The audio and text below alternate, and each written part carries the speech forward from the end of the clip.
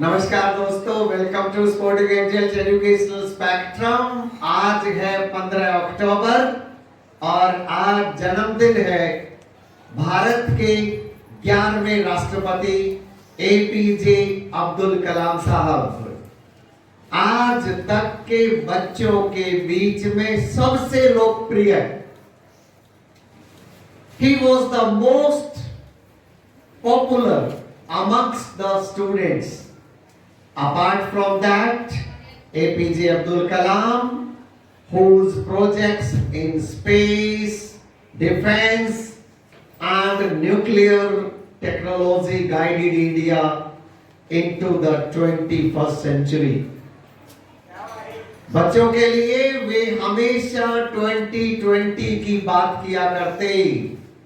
एक ऐसे राष्ट्रपति who always found time for the students, who visualized the India of 2020. हम आज उनके बचपन की बात करेंगे दोस्तों।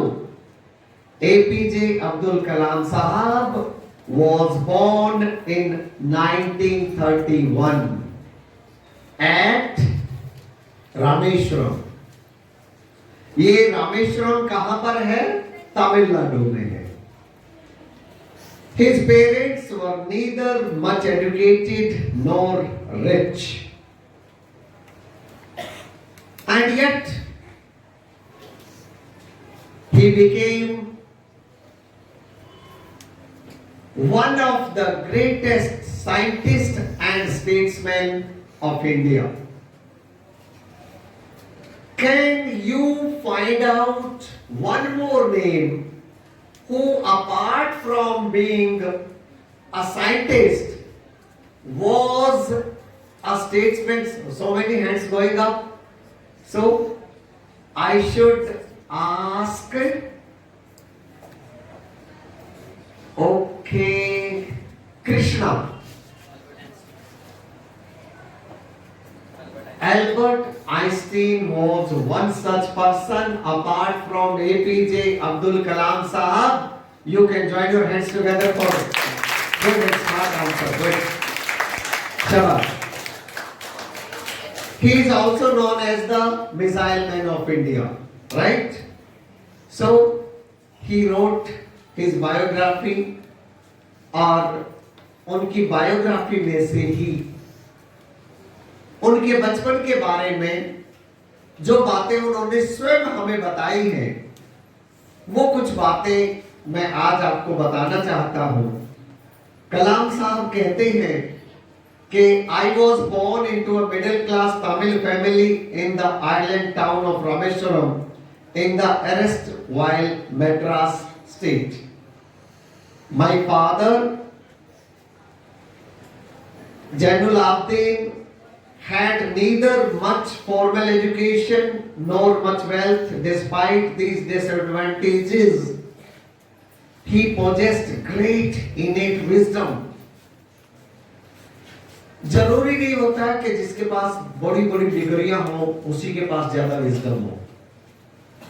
विजडम का और सर्टिफिकेट्स का कोई सीधा संबंध नहीं है। सही बात तो ये है, और यही बात तो वो अपने पिता के बारे में कहते हैं। वो कहते हैं कि उनके पास कोई बड़ी डिग्रियां नहीं थी। He was not educated, but he was very wise person. He had a great wisdom, a truly generosity of spirit. He had an ideal helpmate in my mother, Asyama. So his mother's name was Asyama. I do not recall the exact number of people she fed every day. This used to be a story of almost every house during those days. ये वो समय था जब अधिकतर घरों में बड़े बड़े परिवार हुआ करते, संयुक्त परिवार हुआ करते, और गेस्ट भी बहुत सारे आया करते। एंड कलाम साहब फैमिली वाज नो एक्सेप्शन। उनके घर में वो कहते हैं कि जितने मेंबर नहीं थे उससे ज्यादा गेस्ट हर रोज खाना खाते थे। सो आगे कलाम साहब कहते हैं कि I was one of many children, a short boy with rather undisguised looks. हम भी तो एक बात हमेशा कहते हैं कि आउटर ब्यूटी अलग चीज है, लेकिन व्यक्ति को बड़ा बनाती है इनर ब्यूटी।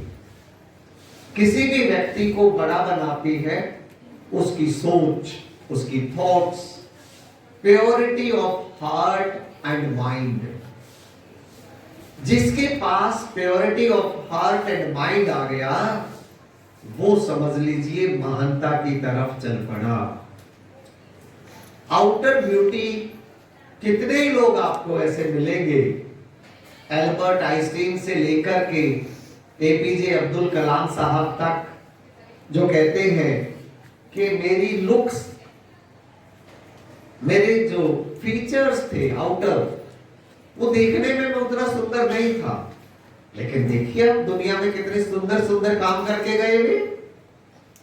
इसीलिए स्टूडेंट्स को इस बात का ध्यान रखना चाहिए। हालांकि वो अपने पेरेंट्स के बारे में कहते हैं कि I was born to tall and handsome parents. वो खुद कहते हैं इस बात को कि I was born to tall and handsome parents, और ये रहा करते अपने एंसेस्ट्रल हाउस में, जो कि मॉस्क स्ट्रीट के पास ही था। और my austere father used to avoid all inessential comforts. देखिए, एक विद्यार्थी के जीवन में needs should always be fulfilled. आज 15 अक्टूबर को जब हम कलाम साहब के बालपन के बारे में जानना चाहते हैं उन्हीं के शब्दों में, तो हम ये जरूर जान लें कि एक विद्यार्थी की नीड्स पूरी जरूर होनी चाहिए, लेकिन किसी भी विद्यार्थी की जिंदगी ज्यादा कंफर्टेबल नहीं होनी चाहिए। कंफर्ट्स आपको कभी नहीं सिखाते। दोस्तों, लग्जरीज विद्यार्थी जीवन का हिस्सा नहीं होनी चाहिए। हाउएवर, कलाम साहब कहते हैं all necessities were provided for. Well, जब कलाम साहब 8 साल के थे तो सेकेंड वर्ल्ड वॉर स्टार्ट हो गया। We all know that the second world war started in 1939 and it ended in 1945. See, this was the time when he was only 8 years old, and he says, for reasons I have never been able to understand, a sudden demand for tamarind seeds erupted in the market. See, the market, it has always been the case, has its own ways, and people say nobody understands it properly. Even now people do not understand, who claim to be very big economists and all. Those people do not understand all these plays which are being played in the market, and that was also the same time. And so कलाम साहब कहते हैं कि उन दिनों में वो collect किया करते सीड्स और बेचा करते उनको एक प्रोविजन शॉप में, मॉस्क स्ट्रीट पर। A day's collection would fetch him the princely sum of 1 आना। आजकल के बच्चों के लिए ये आना एक ऐसा शब्द है जो आप समझते नहीं होंगे। दरअसल पहले पैसा और रुपया के अलावा आना भी हुआ करता, और एक आना मतलब 6 पैसे। 4 आना मतलब 25 पैसे हो जाया करते थे, 1 पैसा बढ़ जाता था। और इस तरह से 16 आने होते थे 1 रुपये में। तो देखिए, आपको अंदाजा लगेगा कि उनके बचपन का समय कैसा था। वो कहते हैं कि 1 आना हो जाना मतलब राजकुमार जैसा महसूस होता था। आजकल आपके पापा 100 रुपये भी देते हैं तो आप नाक सिकोड़ के लेते हो, पापा इसमें क्या आएगा, मुझे तो एक बहुत बढ़िया सी शर्ट लानी है, टी शर्ट लानी है, 500 रुपए तो उसी के लिए चाहिए। लेकिन कलाम साहब के समय 1 आना सफिशिएंट होता था, 6 पैसे। He says, for a princely life, 1 आना was sufficient for 1 day. He says, my brother-in-law Jalaluddin would tell me stories about the war. एक 8 साल से लेके और करीब 12-13 साल तक के बच्चों को कहानियां सुनने का बड़ा चाव होता है। वे दादा दादी से बहुत कहानियां सुनते हैं, मम्मी पापा से बहुत कहानियां सुनते हैं। अब यहाँ तो इनको अपने ब्रदर इन लॉ जलालुद्दीन साहब से कहानियां सुनने को मिलती थी वॉर के बारे में। कलाम साहब कहते हैं, which I would later attempt to trace in the headlines of दीनमान। दीनमान उन दिनों का फेमस न्यूज़पेपर हुआ करता, तमिलनाडु का one of the famous newspapers was दीनमान। सो कलाम साहब उन्हीं चीजों को देखिए, how student should be. World war के बारे में जो कुछ ब्रदर इन लॉ ने बताया, जो कुछ जलालुद्दीन साहब ने बताया, वो बातें वो अगले दिन के न्यूज़पेपर में भी, दीनमान में भी ढूंढते थे, टैली करते थे। This is how one should work on general awareness. This is how one should work on GS। दोस्तों, वो कहते हैं कि हमारा जो एरिया था वो आइसोलेटेड था, was completely unaffected by war। आपको पता होगा कि वैसे उत्तरी भारत और नॉर्थ ईस्ट का भारत वॉर की लपेट में आ चुका था। उसका सिंपल रीजन था, we were ruled by the British and many of our youngsters were fighting it for the Britishers as they were in the army। There was one more fact, that was many of the youngsters of that time had joined Azad Hind Force under Netaji Subhash Chandra Bose। So India was a country from which the youth fought from both the sides। Azad Hind फौज की तरफ से लड़ने वाले युवा अंग्रेजों के विरुद्ध लड़ रहे थे, और जो सेना में काम करते थे वो अंग्रेजों के लिए लड़ रहे थे। जबकि वर्ल्ड वॉर में भारत का कोई इंटरेस्ट नहीं था। ये देखा जाए तो यूरोपियन पावर्स के बीच उनकी हंगर, उनकी लस्ट फॉर पावर का आउटकम था वर्ल्ड वॉर सेकेंड।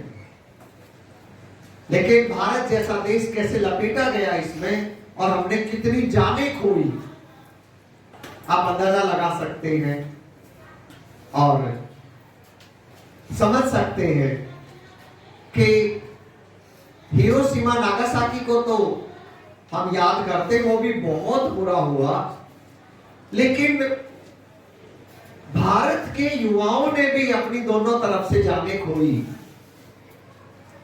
जबकि भारत का कोई इंटरेस्ट नहीं था। लेकिन हमें लड़ना पड़ा दोनों तरफ से। दोस्तों, क्योंकि इंडिया अलाइड फोर्सेस की तरफ से लड़ रहा था, तो इस तरह से स्टेट इमरजेंसी डिक्लेयर कर दी गई थी because we were governed by the British.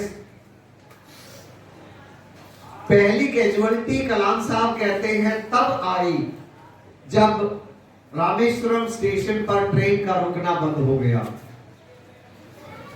Newspaper now had to be bundled and thrown out from the moving train on Rameswaram road between Rameswaram and Dhanushkodi।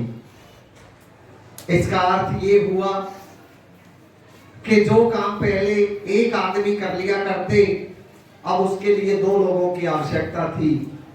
पहले इस काम को कलाम साहब के कजिन शमसुद्दीन किया करते। He distributed newspaper in Rameswaram, but because the station was cancelled for some days, now the train did not stop there. This was the reason that bundle had to be dropped somewhere and it was to be collected by another person. So the same job now needed two people. तो यहां से कलाम साहब ने सीखा शमसुद्दीन साहब को help करना, और वो बड़ी खुशी से बताते हैं अपनी आत्मकथा में कि यहां उन्होंने अपनी पहली कमाई करी। शमसुद्दीन साहब उनके कजिन जब कलाम साहब ने उनकी हेल्प करना शुरू किया तो उन्होंने उनको तनख्वाह भी दी, और इसके ठीक 50 साल बाद कलाम साहब कहते हैं कि वो जो पहली कमाई थी वो आज भी मेरे रोंगटे खड़े कर देती है जब मैं उसके बारे में सोचता हूं। देखिए, अपनी मेहनत की कमाई पर इतना गर्व होता है लोगों को।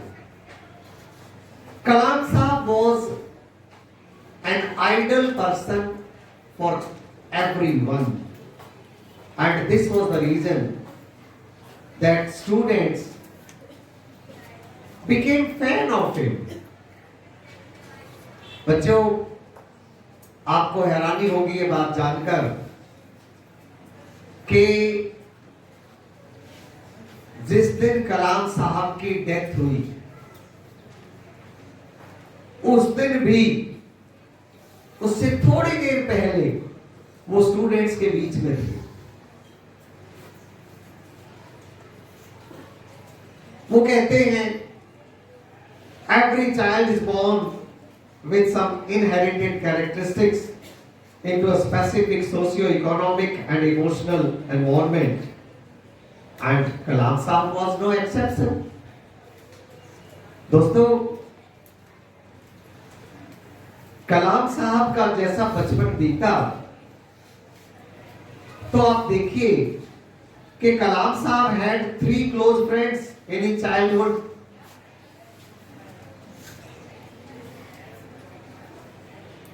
Ramanand Shastri, Aravindan and Sivaprakasan. उनके जो सबसे क्लोज फ्रेंड थे बचपन में, उनके नाम थे रामानंद शास्त्री, अरविंदन एंड शिव प्रकाशन। All these boys were from orthodox Hindu Brahmin families। ध्यान दीजिएगा, कलाम साहब ने ये मेंशन किया है कि all these boys were from Hindu Brahmin families।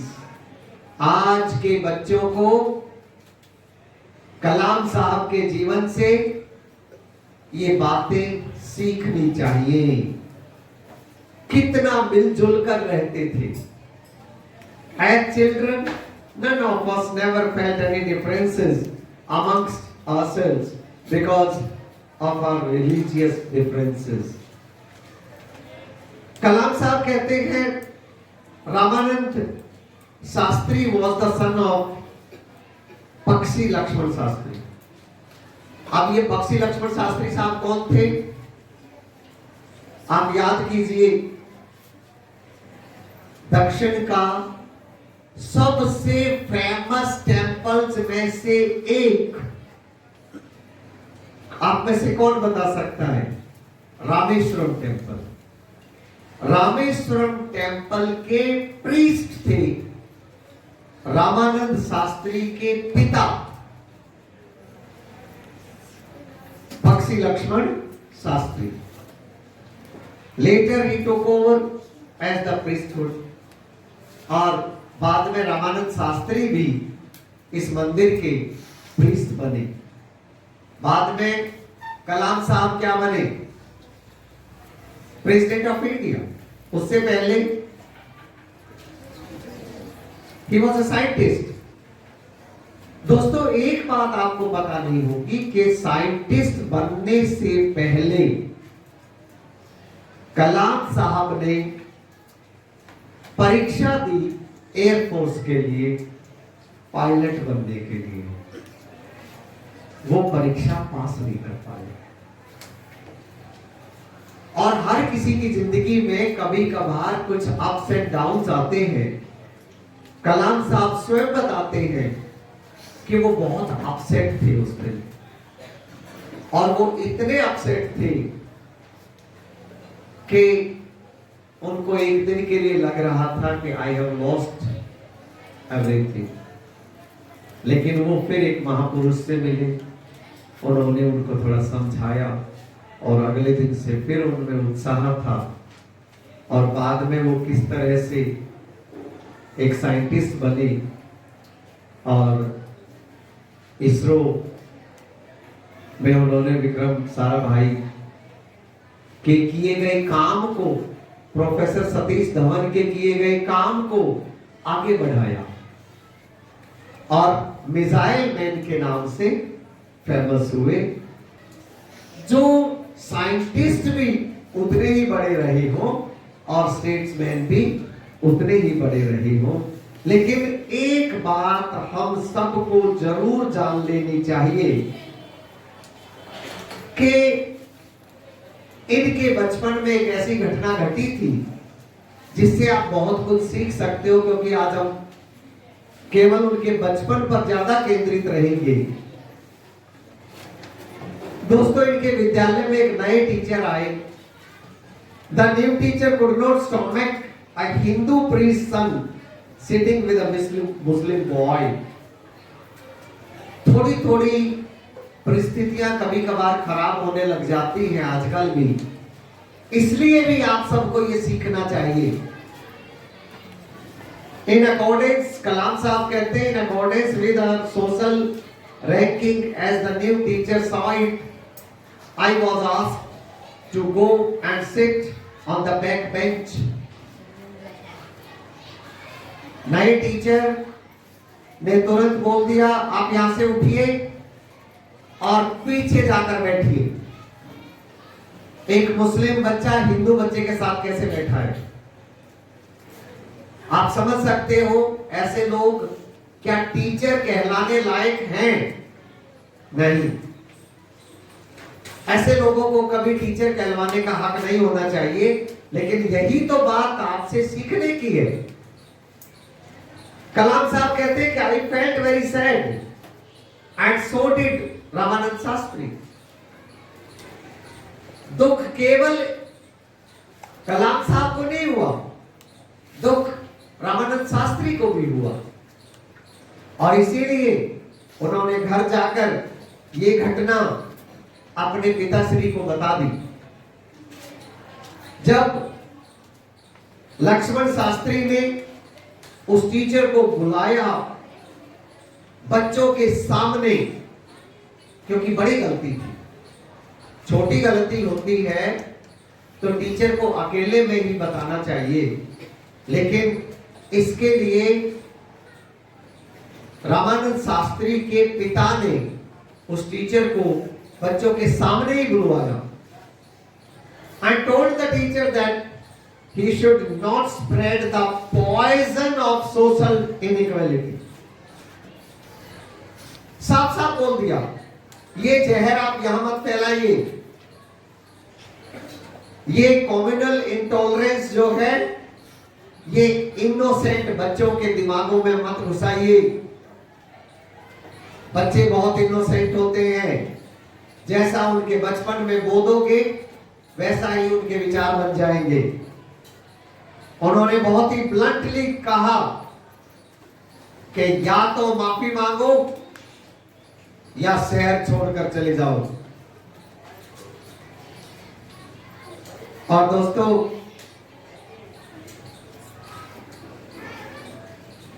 इससे ये यंग टीचर को सुधरने का अवसर मिला